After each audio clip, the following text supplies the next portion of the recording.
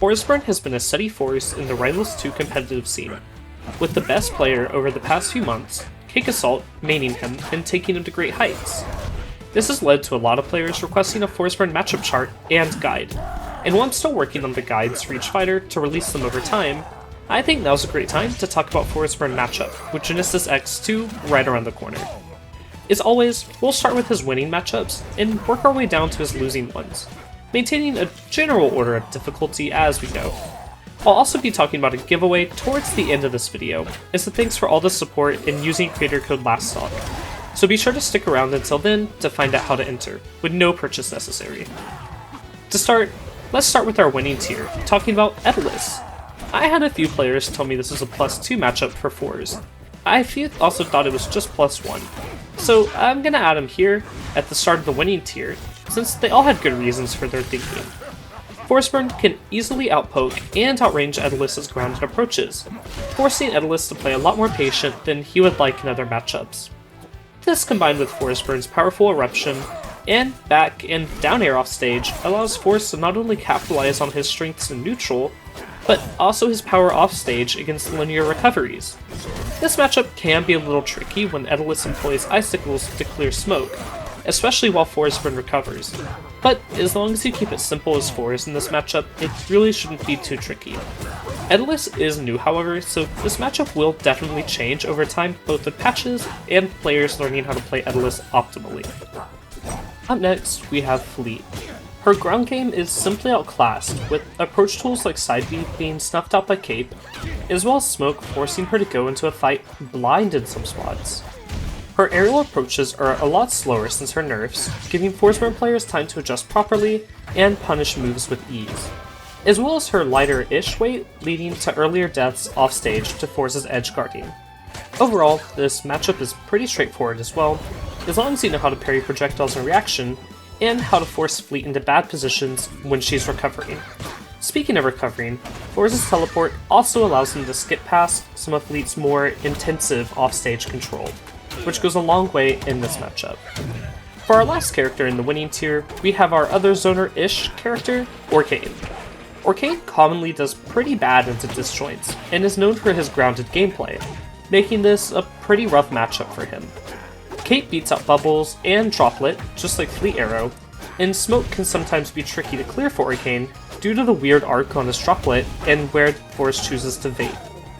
Otherwise, Orcane's lacking airspeed also makes him a prime candidate to get juggled for a good minute, and Force is also able to punish his recovery almost better than anyone else, with Dare sniping the side B, and his extended forward strong allowing Force to cover more space on Orcane's teleport to his puddle.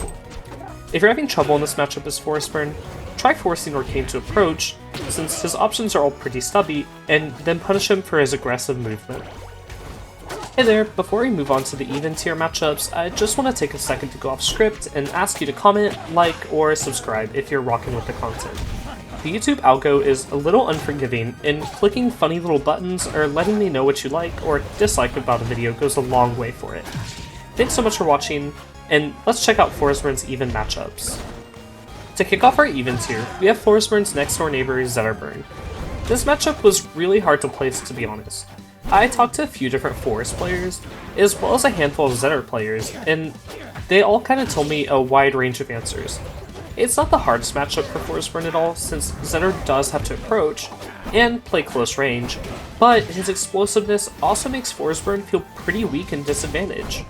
Truthfully, this matchup seems like it could go either way, but I think really good Forsburns that play more patiently and force Zetter to take awkward recovery routes might find this matchup a little easier than Forsburns that opt to rush down their opponent, based on the notes that I got from Forest players. Following up Zetterburn, we have Claren. Claren's really fast on the ground and has a pretty chunky disjoint, which can give Force just a few problems. However, Force's cape being larger can flip this dynamic on its head. Claren doesn't have the best tools to clear large amounts of smoke at a time either, allowing Force to steamroll neutral on occasion. However, both of these characters do have recoveries that can be exploited by each other, leading a lot of players to feel indecisive about how this matchup actually swings, leading me to tossing her here in the middle of the even matchups. Another highly debated matchup is Forsburn's best friend, Loxodon. I had a few Forsburn players tell me that they thought this matchup was a cakewalk, like, haha, get it, Cake Assault, the best Forest player? But I also had a few players tell me it was theoretically losing, since Lox can kinda wall Forest forever if he plays perfect in neutral. This reasoning does seem kinda sound to me, however, it is just in theory. We aren't seeing a ton of top Loxodons come out and wall people the whole game. But I can also see why the strategy would be strong, especially into a character like Forsburn, who normally relies on opponents approaching him instead of the other way around. I'm going to be putting Loxodon in even for now though, but I could see this matchup being pretty volatile and changing based on which character is better patch to patch. For our last even matchup we have Maple. Maple's really quick and can cause a lot of problems for Forest, both with her speed and her seed clearing up the smoke with ease. However, Maple loves to play grounded, which is where Forest excels in neutral with his disjoints, like we've mentioned for other matchups. Forest also has some of the more consistent edge guarding against Maple, allowing him to take stocks a bit earlier in this matchup than most characters could expect to. Truthfully though, Maple's huge combos and consistent kill confirms out of her previously mentioned fast moves can make Forest play on the back foot and corner himself when he might not feel the most comfortable doing so. To kick off our losing matchups, we have Raster. Raster's so good at getting in and forcing scrap situations against Forsburn, especially tools like his slipstream, amplifying his speed and precision.